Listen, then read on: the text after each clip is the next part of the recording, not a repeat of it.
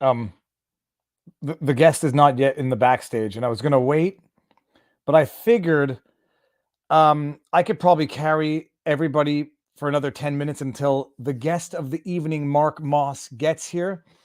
People, it feels like we haven't seen each other in 40 minutes. We're having trouble streaming to your destination. It is possible your RMTP server. Ah, cripe. Okay, I'm going to remove that. Darn it. All right, well, save changes. Cripe. We might not be on. Is anyone going to mind if I take 5 minutes to set this up on Rumble? I'll be back. I'll be right back. Be patient. You know what? Maybe you'll just watch me do this as I struggle to do this in real time. I have a problem with the RMTP. Oh, is it on Rumble? I don't think it's on Rumble right now, eh? Cripe. Technical problems. Okay. I'll be back in 1 second. Don't go anywhere. I'll be back. I don't even know how to leave here. Settings. Okay, here we go.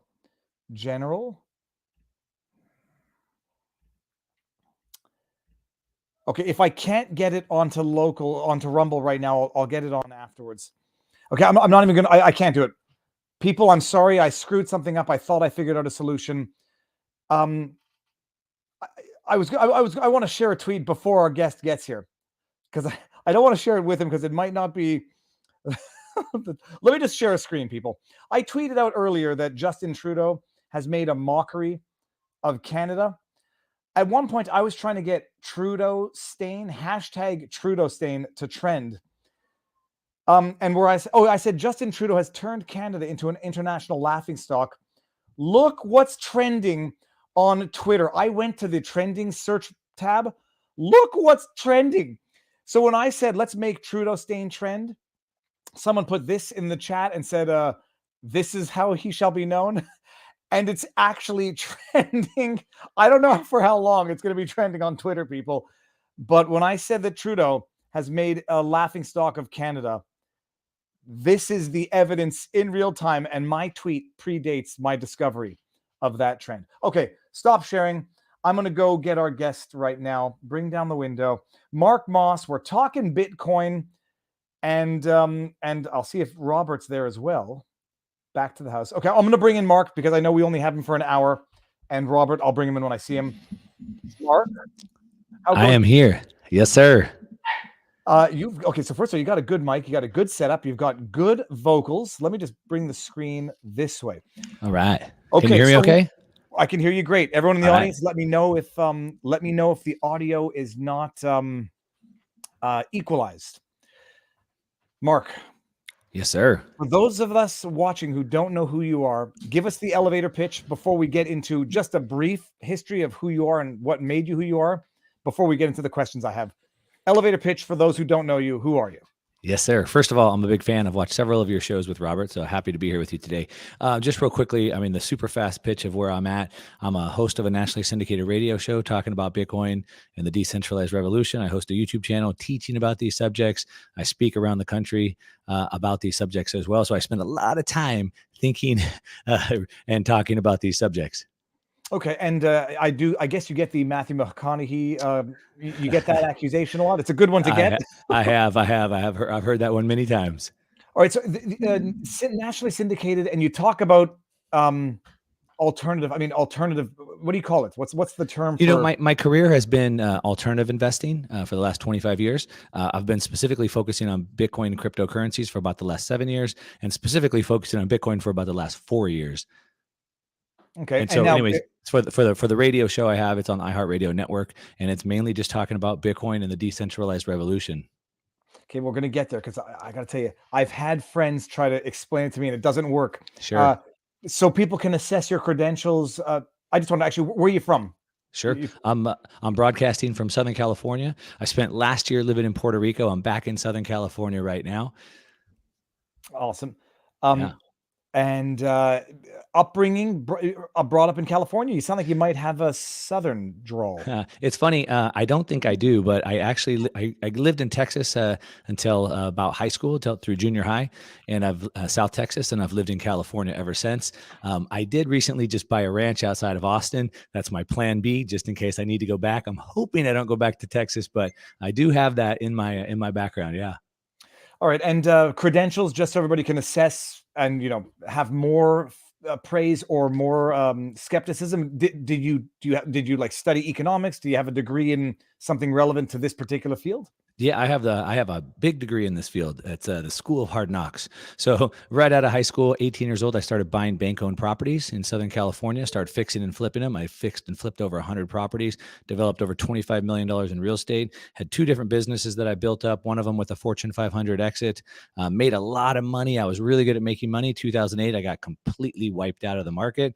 And I had to go, what the heck is this whole financial casino? I've spent the last 12 years of my life, painful lesson, figuring out what went wrong. And I've spent 12 years figuring out what this whole financial casino, the Federal Reserve System, is all about. And so I've been studying that for 12 years. And then, like I said, about 7 years ago, I really started writing my own research newsletter, and I've been writing books and speaking on it ever since. I've got to dive into just one thing because I mean, a lot of people, if not everybody, lost something. But when you say you lost everything that you had built, I mean, what? I guess it doesn't really matter what numbers we're talking, but are you talking like bankruptcy, I'm talking administrative? everything. Not bankruptcy. I worked my way out of it, but I mean everything. And unfortunately, I didn't understand some of these rules. I was really good at making money, and so I had multiple businesses. I had a medical equipment business. I had an e-commerce business. Like I said, I had fixing and flipping business houses. I had over 200 rental properties at one time, but I sold all my businesses. I sold all my rental properties to put it into a couple really big projects I was developing, some $25 million projects. And so when I say I got wiped out, I mean I got wiped out. I went from multiple eight figures of property to owing millions of dollars in the span of about 8 months. And yeah, it was pretty brutal. If I may, I don't want to open old wounds. Explain to me, what does that feel like? Yeah, Do well, I you talk have about it all the time. So, yeah, what does it feel like? I mean, it feels like at the time, I had 10 years of just hitting home runs nonstop. I thought it was really, really smart. I had just gotten married, just had my first kid. I had built a custom home, 6-car garage overlooking the ocean, whitewater views, elevator. I was done. I was tapped out, and next thing you know, I owed millions of dollars and I had no income and I didn't know what to do next. And so the feeling, I mean, you can't really explain what that feeling is. I guess a feeling of everything that you thought you knew, thought you were, was gone.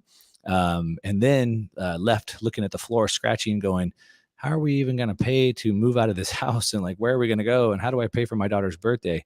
So there's a lot of things there. It's hard to explain the emotion. Obviously, it was very gut wrenching. And like I said, even to the point where like I have to question myself, like, do I even know what I'm doing anymore? Kind of a thing. But I realized it was just one piece, a small piece of my education that was missing. That's what caused all that problem. So, like I said, I had to dig in deep to my own education. I vowed to myself and my family this would never happen to me again. And so, like I said, my credentials is that I had smooth seas never made a skilled sailor.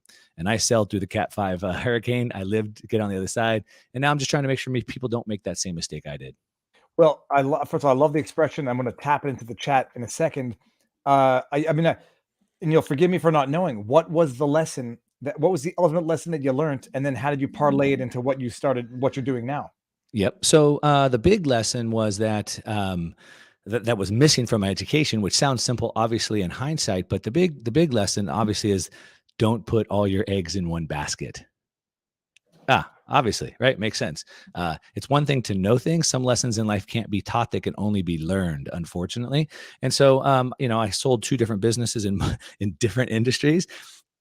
I sold all my rental properties and I put them all into these big projects, which again sounds ridiculous looking backwards on it. So that was probably the big thing. The other thing was that I was good at making money, the business cycle. I didn't understand the financial thing, mainly the Federal Reserve, and how no matter how much you think you know about business, no matter how smart you are with your business and marketing and on and on, the Federal Reserve is what's driving everything. And without understanding what's going on with that, you're basically playing a game of musical chairs, and you don't know when that person's going to shut the music off. So that was the big thing. One more thing I'd say about the credentials, just so people understand, specifically in Bitcoin and cryptocurrencies, One, being a student of history. So I had to dig in deep. I spent years and years and years just studying the monetary history, the Federal Reserve System. I became a gold bug. I became a sound money advocate, basically. And so I understand all my content is centered around history. I have the big thesis that I've been talking about. It's 3 revolutionary cycles that are converging right now. So it's all based off of history. The other thing is that I was investing through the dot-com boom. And so in the late 90s, I was buying these crazy things called internet stocks. And in 2001, after the bottom of the dot-com boom, I started an e-commerce business, which I sold off to a Fortune 500 company. So I have a tech background. I understood what the internet boom was about. And so when it comes to Bitcoin, specifically in cryptocurrencies, I invested through the dot-com boom. I started an e-commerce business in 2001, have a Fortune 500 exit. So in the tech space, and I'm a student of monetary history as well. So some kind of unique credentials for that specifically. Now, people are saying the Rumble link is not working. When I see Robert in the backstage, I'm going to bring him in and try to fix it. So it's not a question of supporting YouTube. I set it up on Rumble, but I did something wrong, and I think I know what I did. I'm going to try to fix it. With that said, Robert's in the back. Let's bring Robert in. There he is. And while we do this, Robert, I know is going to have a question for you, and I'm going to try to fidget and fix this so we can get on Rumble as well. But Robert, how are you doing? Good. So how would you? Hey, how are you, Mark? So how you talk about the 3 revolutions? How would you describe those, or give the sort of layman's introduction to them? Sure. I mean, I can give you an 8-hour explanation, or I'll try and give you a 2-minute explanation. So the 2-minute explanation is that while progress, if you look through history, we've really had exponential progress, obviously, right? About 300 years ago, the entire world was dirt. Today, we have skyscrapers and bridges and spaceships.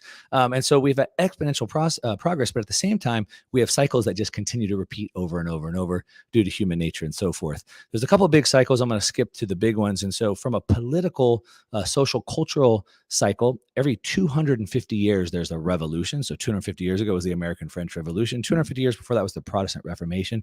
And what those represent is peak centralization and people pushing back on that. And so obviously the American Revolution pushing back on the centralization of the monarchy, and they set up a decentralized government, right? A republic.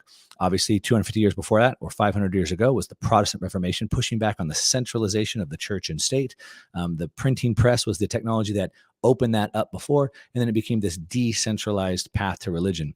And I think we're at this peak, this 250-year peak. I'm calling a blow off top of centralization, if you will. And we can see that we're at peak centralization: World Economic Forum, World Health Organization, Trade Organization, UN, IMF, etc. And at the same time, we can see all across the world, people are pushing back. Now, right now, it looks like they're pushing back on mandates. But before the pandemic broke out, there was 10 countries with over 1 million people each in the streets protesting before the pandemic. So it's not about the pandemic. It's not about a virus. It's about people pushing back on centralization. So that's the first cycle on a 250-year time frame. The second cycle is a technological revolution cycle. So about every 50 years, there's a technological revolution. A technological revolution is not a new technology. A new technology like an iPhone or Uber, those are cool. They make things a little bit better. Technological revolutions change the course of humanity. They change the way the world worked. There's been 5 of them. Industrial revolution obviously brought people from the farms all the way into the cities and the factories. It led to 250 years of centralization that we're talking about. Then we had steam engines. All of humanity, people had horsepower, manpower. Now there's steam engines and railways to move stuff across continents.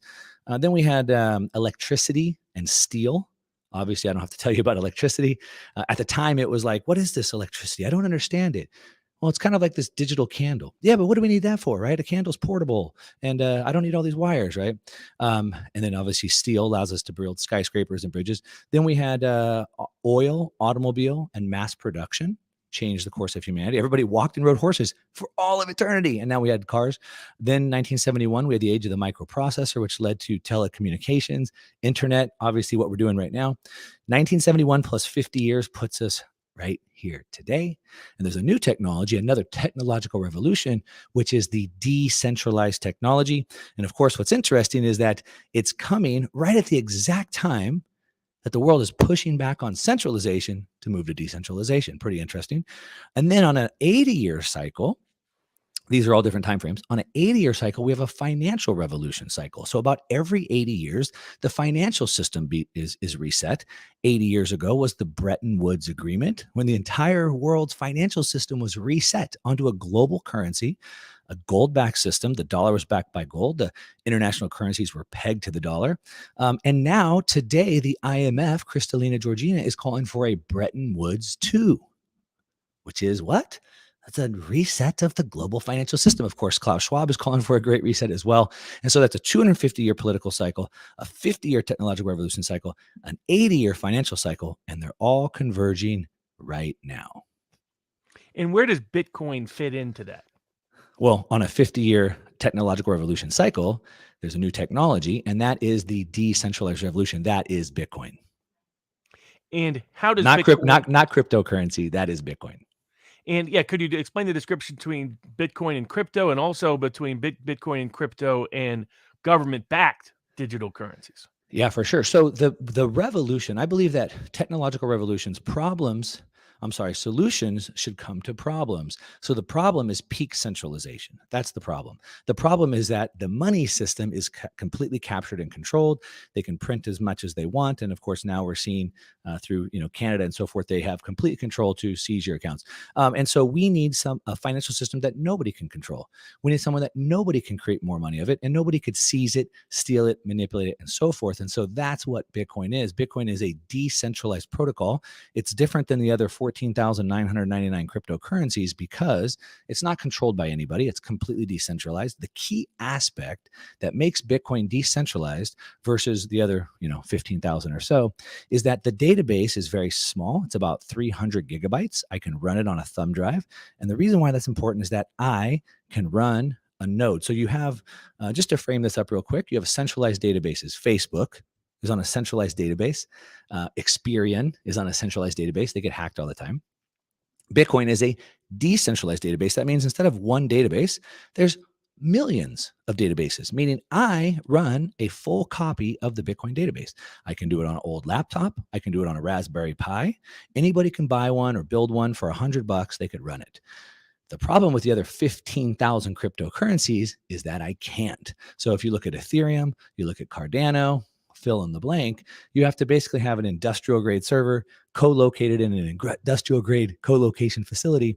And so it prevents the average person from running a node, which of course causes what? Centralization. So that's probably the big difference between the two.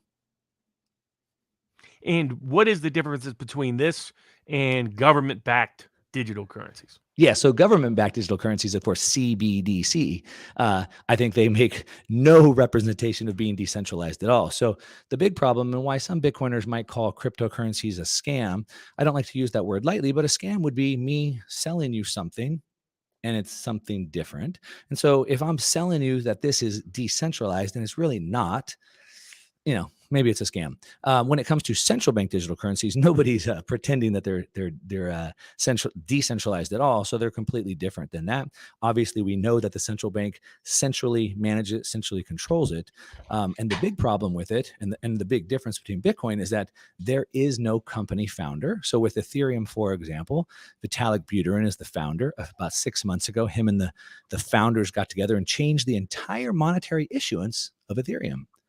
Kind of like what the Federal Reserve does, right? And so Ethereum is centrally controlled. Obviously, the Federal Reserve and their CBDC would be centrally controlled. Bitcoin has no founder. It has nobody that has the ability to do that. That's the big thing. And of course, with central bank digital currencies and they're programmable money. So programmable money means if I give you stimulus, and it's supposed to stimulate, people saved it. But I give you stimulus and I say, if you don't spend it by Friday, it comes back to me. By the way, you can spend it here, here, here, but you cannot spend it here, here, here. Hey, Robert, you're saving too much money, so you have negative interest rates. Hey, Viva, you're not saving enough, so you have positive interest rates. Oh, you're a minority group. You get this. And so it's programmable money. It's behavioral modification money. That's a big difference. I'm going to say one thing. I tried to set it up on Rumble. It's my fault tonight. It has nothing to do with Rumble. I ran a stream beforehand and I screwed up the RMTP codes and I can't waste more time trying to set it up now. So sorry, everybody. I'll upload this right to Rumble afterwards. But Mark, back it up one step earlier. I mean, Bitcoin, how does it work? I understand there's an internet, a ledger, and it goes through a bunch of people who everybody checks off. How does it even work in the first place? Yeah. And, yeah. No, go ahead. No, I was going to say, how does it work, and why is it different than all of the other offshoots? Centralization, one thing, but functionally, how does it work? What is Bitcoin mining? Is it finite? Is it not finite in terms of the number of coins? In terms of how far it can be subdivided? Is it hyper? I mean, can it just keep going up in value forever? Market cap? Explain all of that to a lay idiot like myself. Yeah. So the first thing, I get this question a lot, right? Explain Bitcoin to me like I'm 5 years old and in 2 minutes. I'll take 5 years old. I'll give you an hour. Right. So it's like, I've been studying this for 7 years and I'm still figuring out. So one of the problems, like I use that analogy with electricity, when electricity was invented, we're like, what is this? And so as humans, we're no good at imagining the future. So we try to think of better versions of what we have today. And we try to relate this brand new thing in terms of what we know. So electricity was sort of like this digital candle. But why do I need that? Because a candle's been light for 5,000 years. Well, it was like a digital candle. But of course, electricity now is so much bigger than just that. When the internet first came out, it was sort of a way to send electronic messages. It was sort of a way to have a message board. And one day we could maybe buy stuff online. We didn't know that our cars would be hooked to something called a cloud, using something called social media to navigate us around traffic, because we didn't have those things.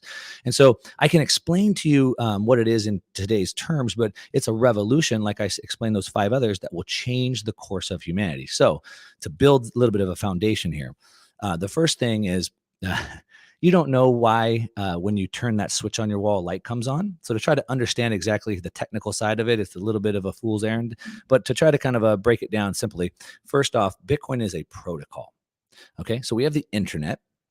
And the internet is a stack. And at the bottom of the stack is a TCP/IP protocol. If you try to set up an internet at your house, you have an IP address. Now, the TCP/IP protocol, it transfers packets of data. So right now, it's transferring data packets that allow us to do this video streaming we're doing right now.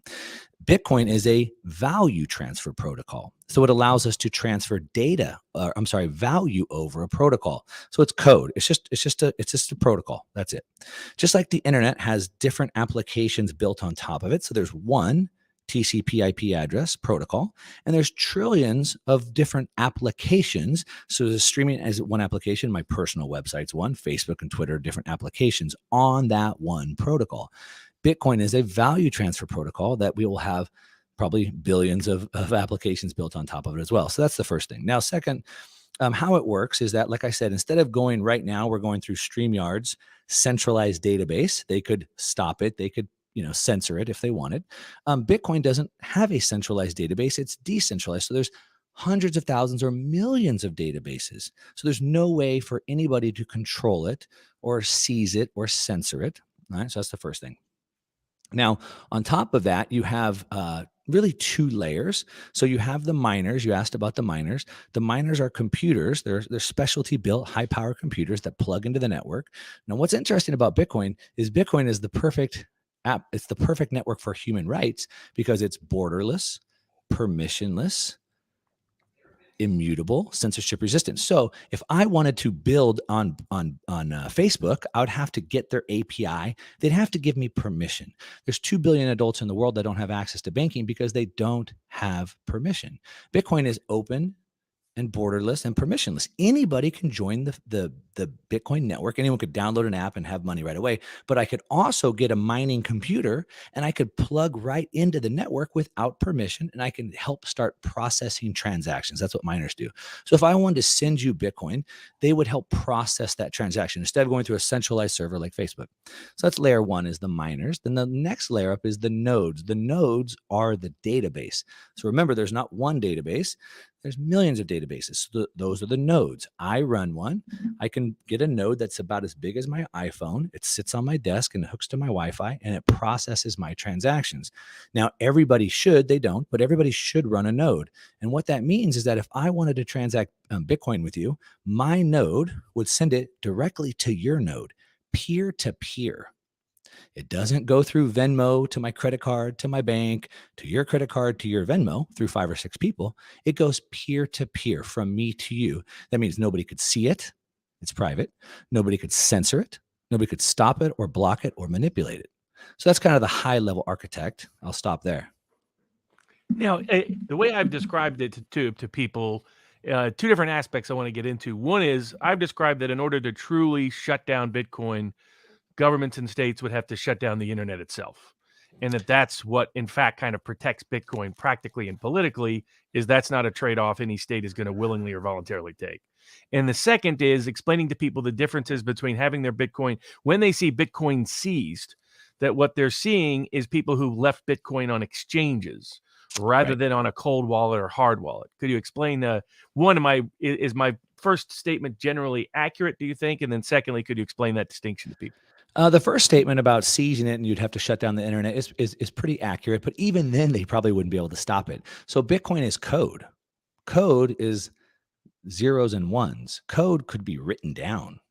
We can create a paper wallet and we could store Bitcoin on code on a piece of paper that we could print out.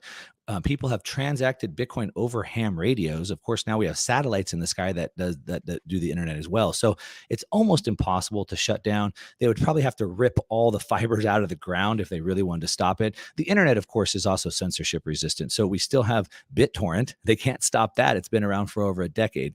So the internet is pretty censorship resistant for the most part. It's pretty much impossible to stop that. So you're right on that first point. Now on to the second point, which was the hacks or the theft, I should say. So there was big news about 2 weeks ago. That couple got, $4 billion worth of Bitcoin seized, supposedly. And when they seize Bitcoin, what they do is they get a hold of your private key. So real simple how this works is I could have like a Bitcoin wallet. I can go to the App Store. I could download a wallet right now.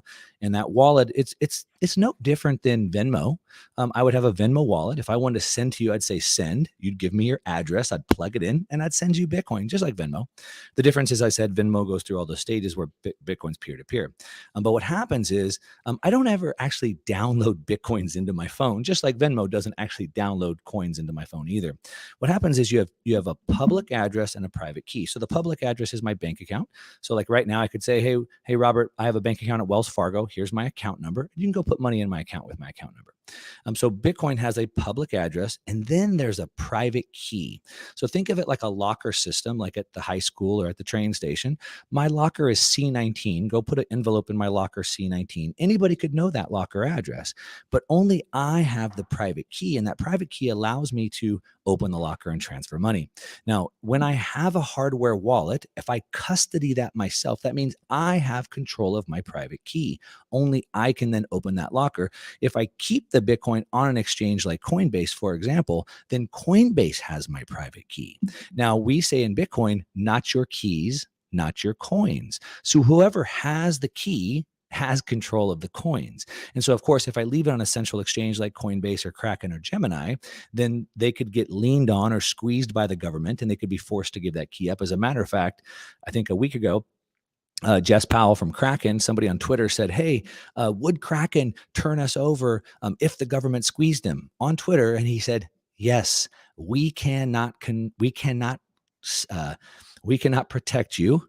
Get your Bitcoin off the exchange. That's what he said on public.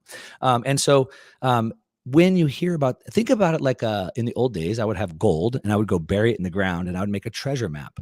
If somebody got a hold of that treasure map, that private key, they could get my gold. If I lost the treasure map, my key, I would also lose my gold or my Bitcoin. So think of it that way. So in that specific hack where that couple got all that Bitcoin stolen, when they seized or when they raided their home, supposedly, they had put their private key into Google Drive. So all they did was get in their computer, they found their private key, their gold map, their treasure map, and they got access to it. So you really have to protect that private key. That's the main thing.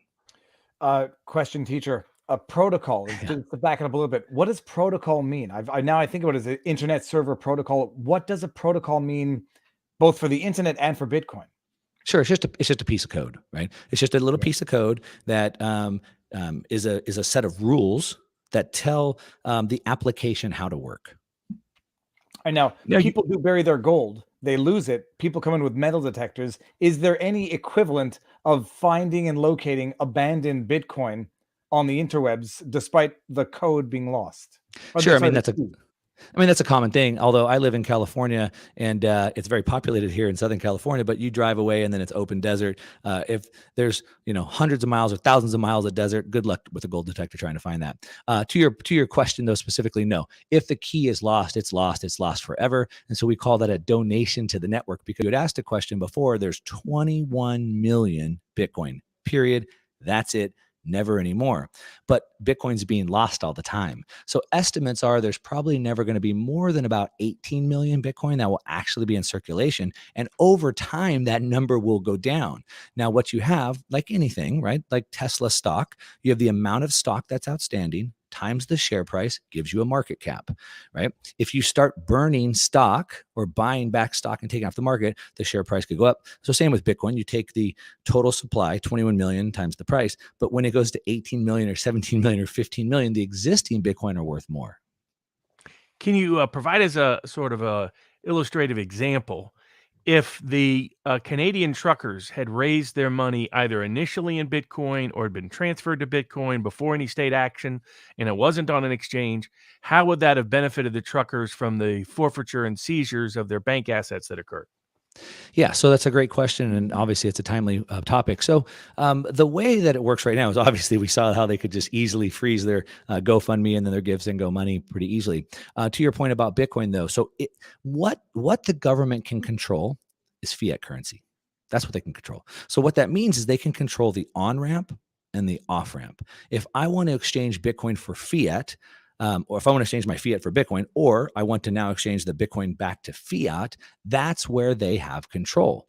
A side note, a side story. So I've been working with El Salvador. Obviously, El Salvador made Bitcoin legal tender. There's Bitcoin Beach down there. And I went down there and I gave these kids some phones. And on these phones, they could do micro tasks. And these micro tasks would pay them in Bitcoin.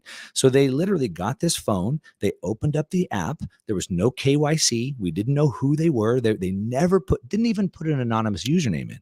They did the task. They got paid in Bitcoin. And now they can go spend that Bitcoin anywhere in El Salvador at the pupusa stand or McDonald's or Starbucks. And there's no way to stop that. There was no KYC going in, and they spend it without. So that's where we get squeezed. And so back to your example with the truckers, now there's been this donation with Bitcoin for them, and that can't be stopped. However, now the truckers have this Bitcoin, and what are they going to do with it? Because if they want to exchange it back into fiat, that's the problem. Well, that gets to the question. First of all, I guess any business taking Bitcoin or makes the business decision to use Bitcoin, they can get stopped by the government at that point. They'll regulate the use of Bitcoin by businesses. So enjoy all your Bitcoin, but any business who wants to convert it into goods can get regulated. How do you convert it into fiat? Like, how do you use your Bitcoin to make it into something you can buy something with for the businesses that don't take Bitcoin as actual currency? Well, I've watched several of your live streams together, and of course I know Robert. And so Robert's not the one to play the victim. The real answer is, if the people don't want it to be illegal, it ain't going to be illegal, right? How about we start talking about that? How about we start talking about how about more businesses take Bitcoin so it doesn't have to be converted back to fiat? That's the whole problem here. So we need to get past where it needs to be converted back into fiat. The government can regulate, sure, but we can always exchange. Like, I could provide you my labor for something. Now they're going to regulate my labor, right? So anyway, that's the problem. That's the fight that we have to take. But back to your point, at hand right now, obviously in El Salvador, you don't convert it to fiat. There's no control. But you're in Canada. What do? There's not a lot of places that take Bitcoin right now. Well, if people support the truckers, maybe they should start accepting Bitcoin, right? Back to my first point. But what happens is, so Bitcoin has been solving humanitarian problems all around the world for many, many years, while people in the West, United States, Canada, haven't really seen a use case for Bitcoin. Obviously they do now, but it's been supporting human rights all around the world for many years. And what happens is, in Africa or even El Salvador, I could send somebody Bitcoin, but what do they do with it? Right back to your point. So there's dozens of ways to do that. One of the most popular ways to do that is you buy gift cards. So there's dozens of websites set up that are peer-to-peer, and I can buy gift cards from Amazon, eBay, Walmart, Home Depot, Visa gift cards with my Bitcoin. So there's peer-to-peer marketplaces, and so I can buy the gift cards, and then I can sell those gift cards. So there's dozens of websites that do that right now. The Canadians could actually do that right this minute. And can you explain how some of all this relates in part I mean, you've gone into detail about the Great Reset agenda and ways people can practically prepare themselves to deal with that. Could you describe how Bitcoin fits into counteracting the Great Reset agenda? And for those who are unfamiliar, give people sort of maybe a brief synopsis of what the Great Reset agenda is.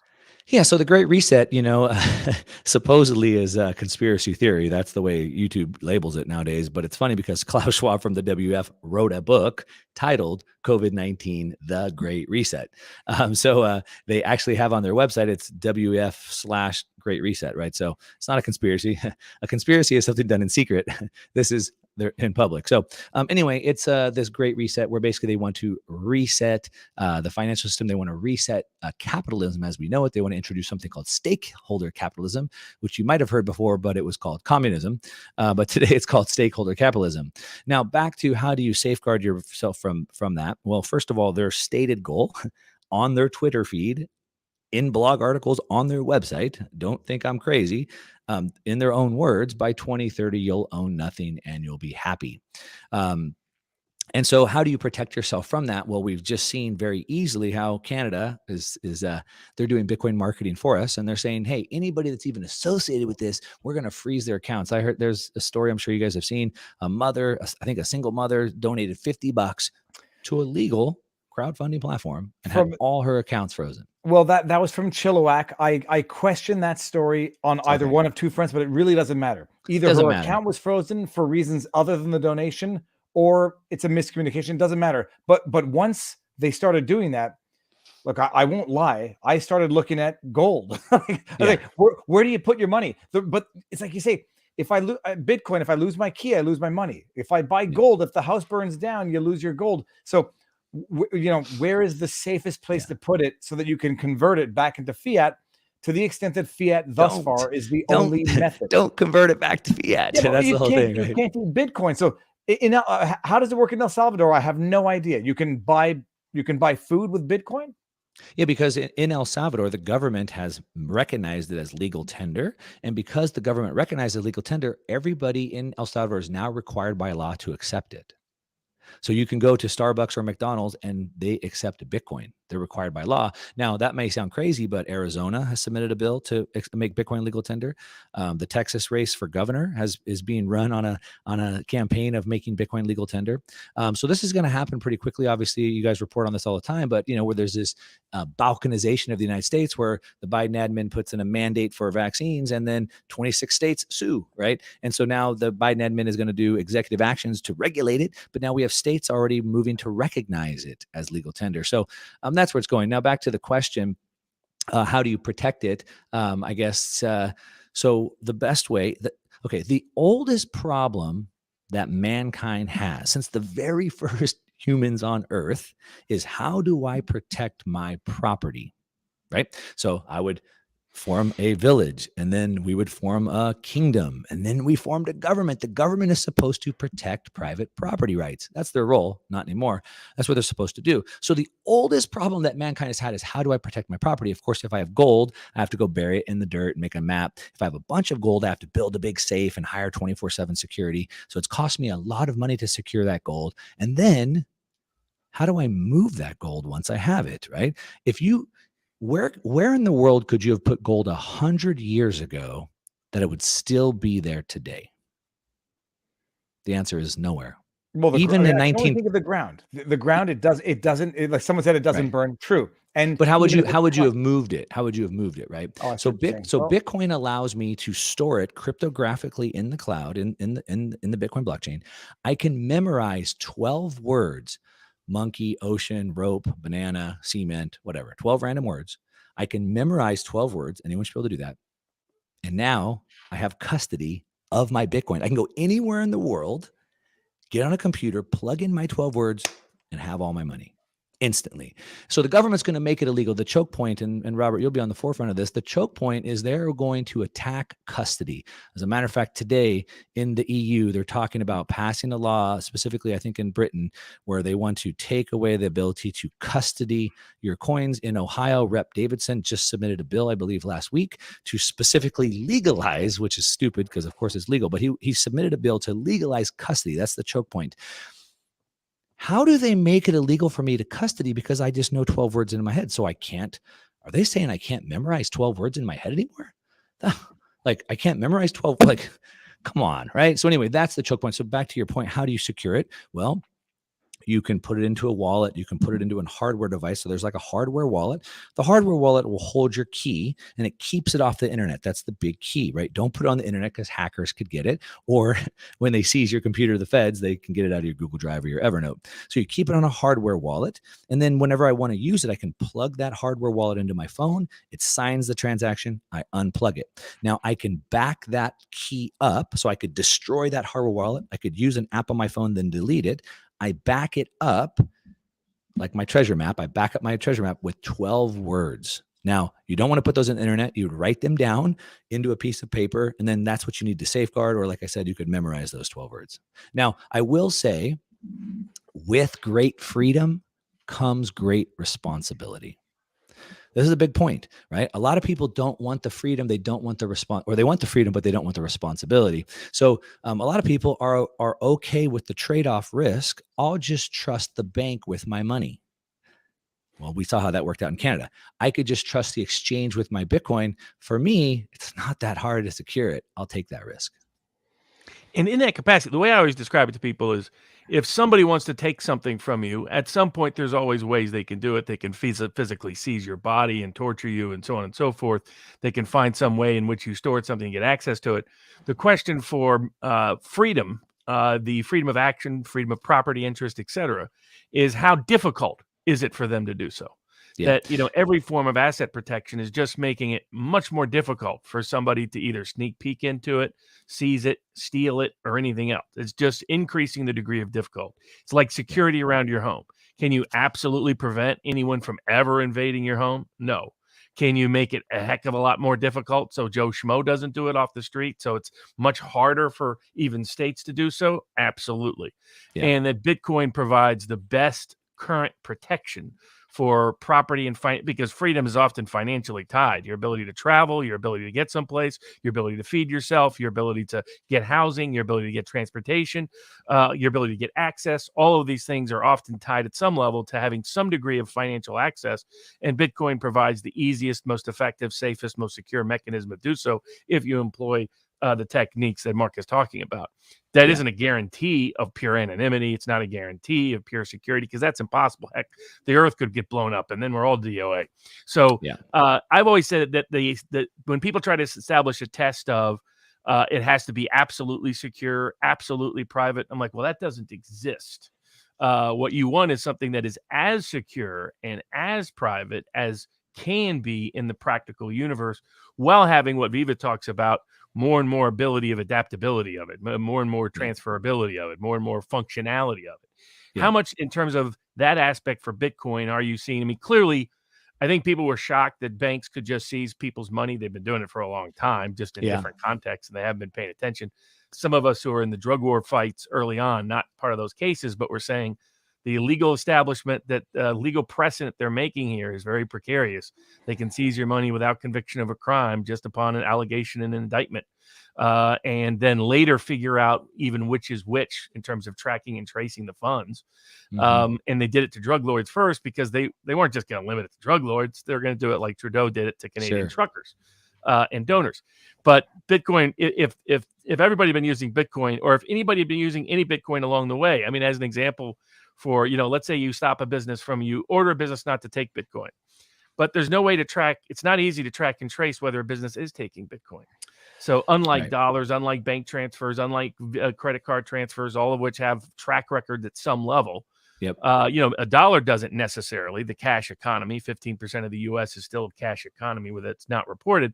The problem is the value of that dollar can disappear overnight, as it has in part over the last several years, if the central bankers just decide to start spending it in mass and diluting it, which is not possible with Bitcoin.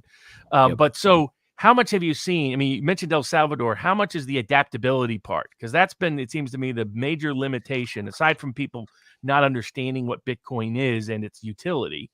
The other aspect is the slowness and adaptability of lots of businesses using it, ordinary individuals using it, so on and so forth. How much do you think that changes? And how much do you think it could rapidly change? Like, it seems to me it's one of those things that the tipping point, Malcolm Gladwell, once you get 20%, you're going to get to 80% within a year, that kind of thing. How much do you think where do you see the future of adaptability of Bitcoin on an everyday basis beyond the example of El Salvador? Yep. A lot to unpack there. The first thing I would say, you made the point that all freedom starts with the money. Without the freedom to transact, I have no freedom.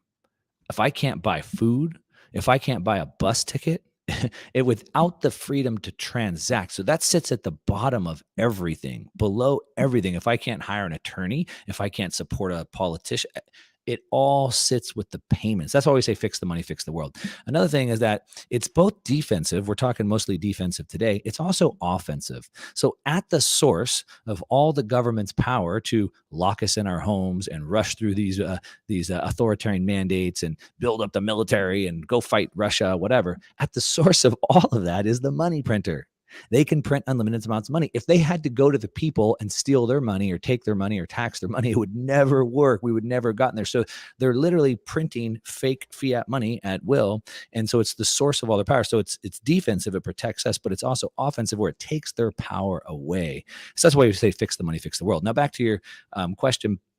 So it is adaptable. Now, one thing that we look at is, well, two things I would say. First off is that, like, for me personally, a lot of people don't, but for me personally, I really believe in chiropractic. I think it's important. But I don't go on a regular basis. I typically only go when I'm in pain. So we have to have the motivation has to be high enough. So that's why Bitcoin has been adopted first in Africa. That's why Bitcoin has been adopted first in South or Central America, like El Salvador, because the need was very, very high. And so they were able to do that. When you're in Venezuela or when you're in Lebanon and the banks are shutting down your bank accounts or they're inflating their currency by 2,500%, your urgency is very high to go into something else that's not inflating like that, or going into something else that they're not seizing. In Afghanistan, for example, right now, this minute today, women specifically, but a lot of people are having a lot of problems, obviously, since the US left. And so Bitcoin is fixing that, right? The Taliban is monitoring all the phone calls. They have control of all the banks. Of course, the Biden admin just seized, $7.5 billion of the Afghanistan central bank's money. And so Bitcoin is fixing that. But what's the need in the US and Canada, right? The need hasn't been super high, so people haven't seen that. Until now, right? All it is. So once that need gets high enough, now the United States inflated their currency by about 35% over the last 24 months. That's pretty high. That's a pretty high need. Now, I don't like that. Some people are okay with that, but maybe at 50% inflation, maybe at 100% inflation, maybe at 2,000% inflation. Everybody has that threshold. But where we can really see this, so besides the urgency, those are kind of the black swan events. With technology, we use something called an S-curve. And an S-curve is the way that you measure adoption of a new technology. So you can apply it to telephones, color TVs, microwaves, internet usage, et cetera, you name it. And the way an S-curve works is you look at the time it takes to go from 0% to 10% adoption. And that amount of time is the time it should take to go from 10% to 90% adoption. So using an S-curve technology, we can see that we reached 10% adoption by 2019. That was 10 years, which means another 10 years from 2019 to 2029, we should reach 90% adoption. So it's this decade is where it all happens. Fidelity put out a report. They said that they expect at least 2 more nations this year to make it a legal tender. So I think by the end of the decade, by 2029, we'll have a 90% adoption or more. But if the governments of the world continue on the path that they're on, which I, of course, expect them to do, it could even happen sooner. And in that capacity, could you explain on the dangers of a government-backed digital currency? Sure. Our mutual friend George Gammon and I, we've talked about it, but I think it's still deeply underappreciated in the broader American populace. And Sure. I mean, explain that as to what that could entail for people's future. Yeah, if we back it up, and maybe, I mean, your users are pretty wide awake, but if we want to go from 0 to 100 real quick, if you look at so I look at the world has been taken over by bankers. It's a coup of bankers. The BIS sits at the top of that org chart. The head of the BIS, he's on video. I used it in one of my YouTube videos the other day, and he's on video saying the central bank digital currencies will allow us to see everything. So cash is a problem because we can't monitor cash. Central bank digital currencies will allow us to monitor and see everything and step in and seize and freeze anything we need. He's saying that straight up. I have a clip of him on that video. And so if you look at really where we're trying to go, it's really this social credit score system that the Chinese have, and they're trying to bring it to the West. And so what does that mean? It means financial and movement checkpoints. It means everywhere you go and everything you do, remember, payments at the base of that would have a checkpoint. And so central bank currencies allow them to have that checkpoint. As I said, it's programmable money. And so they could say, hey, you're not allowed to pay for legal representation, or you're not allowed to buy a bus ticket. Now, obviously, in China, they did in 2018. So social credit scores have been done for a long time in China. In 2018, which was 4 years ago now, there was, I think, 18 million people were prohibited from buying bus tickets because of social credit score system. And so that's really what it is. And the central bank digital currencies are their ultimate piece of control, because as we said, right, or as I said, that payments sit at the base of every movement of all freedom. And so if they can control that, they can control everything. And so it's not decentralized, it's perfect and total surveillance, programmable. So Viva asked the question about what a protocol is. So in that protocol, they can set all types of rules in there to prohibit all this types of stuff. Yeah, like they see Viva's going to Ottawa again. No more gas purchases for Viva. Yeah. So here's a question on traceability. So if they had given in Bitcoin to the Give Send Go or whatever, they would have been able to get it to the convoy itself. But are the donations themselves, if the donation becomes criminalized, are those traceable? Yeah. So what happens is, remember, it's always the on and off ramps. If we stay in Bitcoin, it's never a problem. So what we're trying to do is take remember, not a new technology, a technological revolution, and we're trying to fit it into where we're at today. That's the problem. That's where we keep getting this mental hang up. So back to my El Salvador example, I can give anybody I want Bitcoin, and no one's ever going to find out because they stay in Bitcoin. The problem is we have on and off ramps. So let me stop you there. I got to stop you there though, because it's on a ledger. So you can give and get. Is it because it's not identifiable based on the serial number or whatever number is attributed to it? Because there's a ledger, so they can see every transaction on the ledger. That's how they keep track of the Bitcoin. So are your ledgers not identifiable to the individual? Exactly. So it's not private, to your point. Bitcoin is not private, it's anonymous.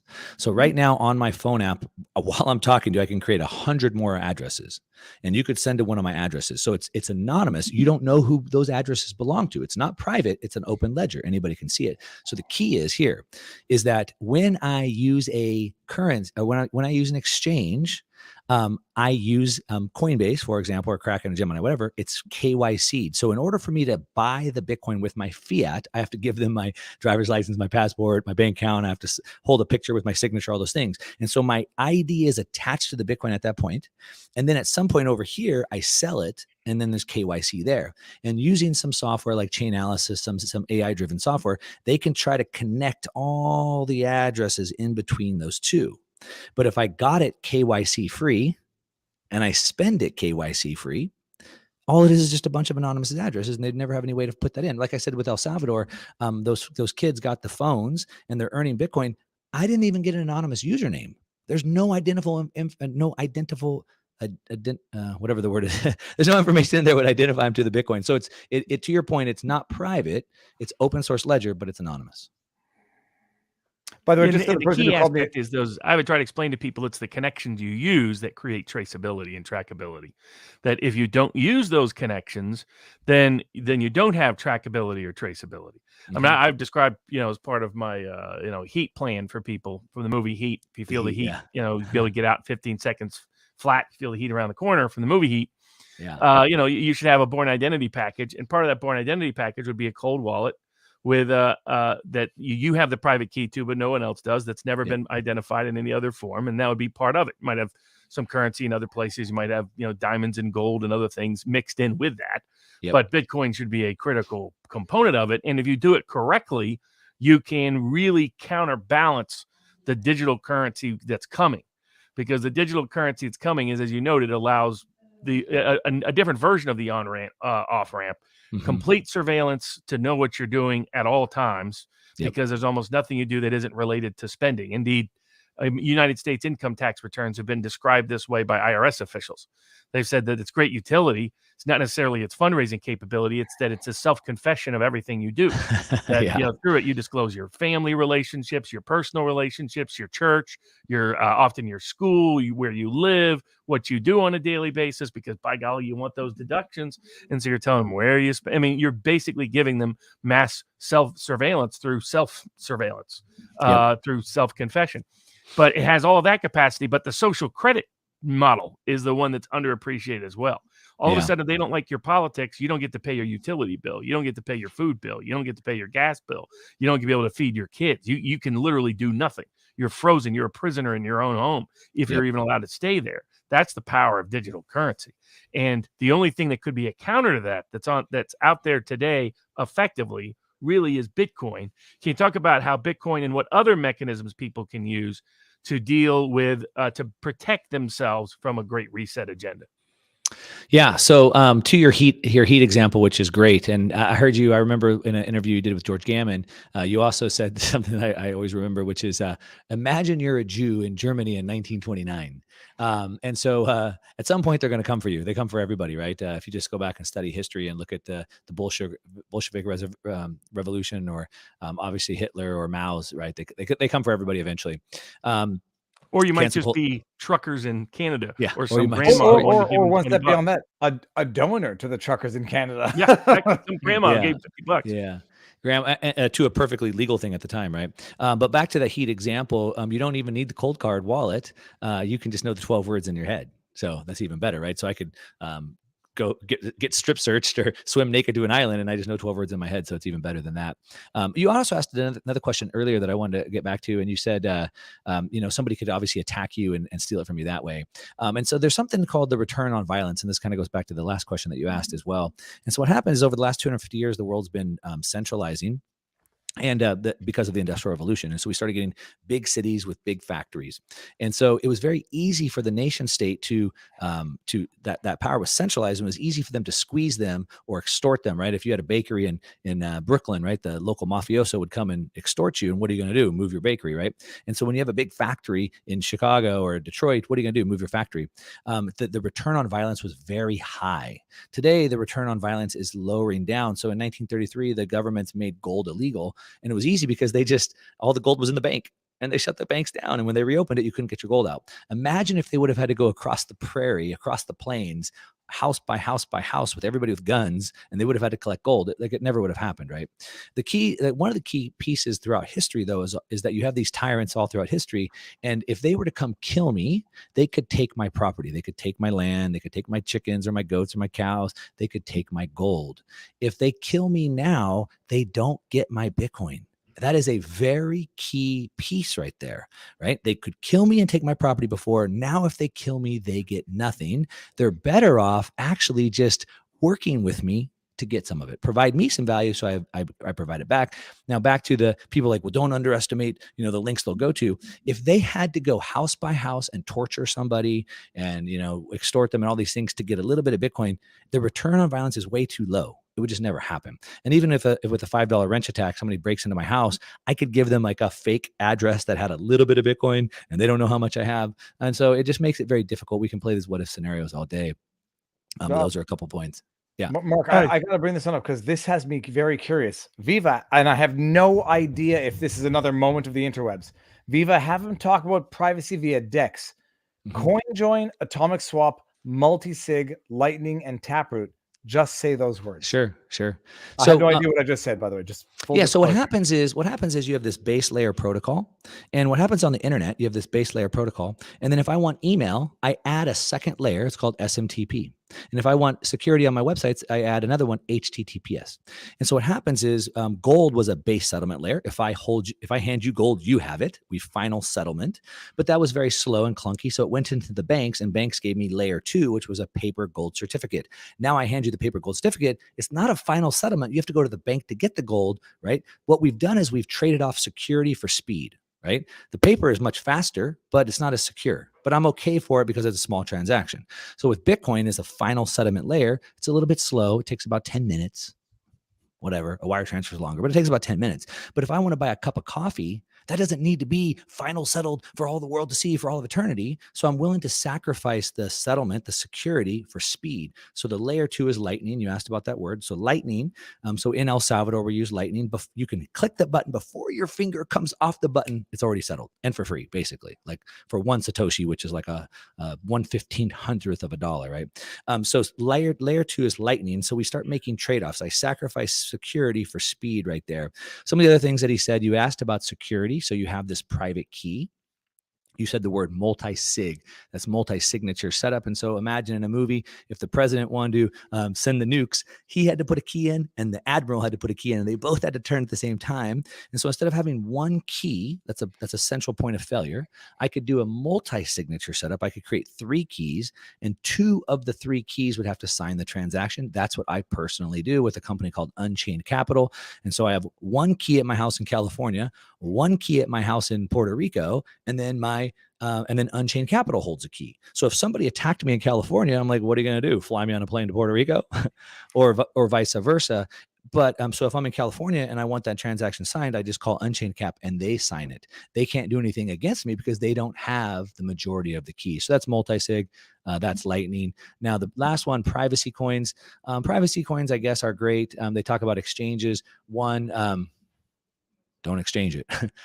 Keep the Bitcoin. Hopefully you exchange the Bitcoin for goods and services, not for fiat or for other cryptocurrencies. So forget that. But as far as privacy coins, there's privacy coins like Monero or Zcash or Pirate Chain, things like that. And what they do is they hide the whole transaction history. So what happens is somebody like a bank could go, hey, this Bitcoin came from this truckers fund. It's tainted.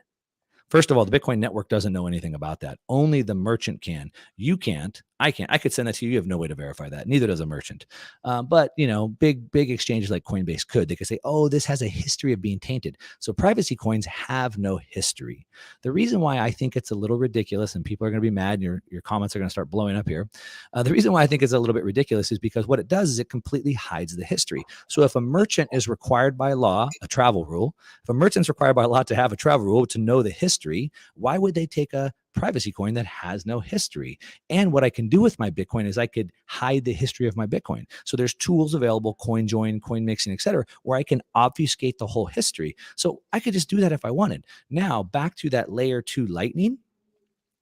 I could transact with you peer-to-peer over Lightning, and it could be completely private. So privacy coins, in my opinion, aren't as important today anymore.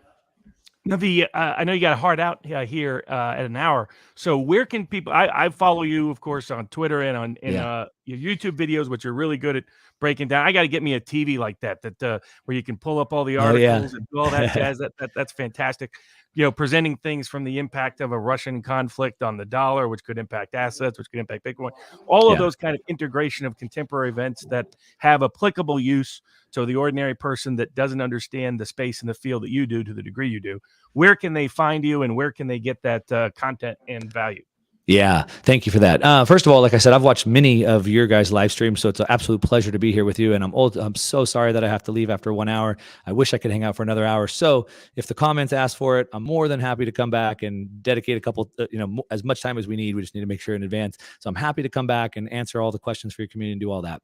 As far as where to find me, you can just go onto YouTube and just search Mark Moss. You can search Mark Moss Radio, Mark Moss Podcast, and you can find my radio show, my podcast, or you can just go to my website, number one Mark Moss. It's all linked right there.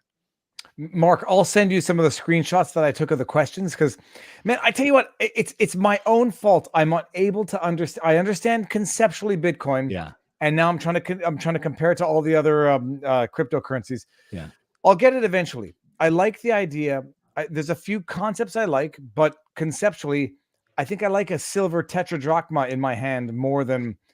The problem is I just like this weekend I just flew back from Mexico. How do you carry that with you back to Mexico, right? Up your butt. I mean, literally up your butt. I'm not joking. Get 1 ounce. Right, but how many are you going to carry? Are you going to carry $1 billion worth? I got a big butt, so yeah. So anyway, like I said, I'm a big fan of both of you guys and what you guys do, and I'm happy to come back anytime and dedicate more time. So if you want to set that up, we can. But all right, let's do it. We're gonna do an out. We'll say our proper goodbyes. Everyone in the chat, thank you very much. To be continued. Enjoy the night.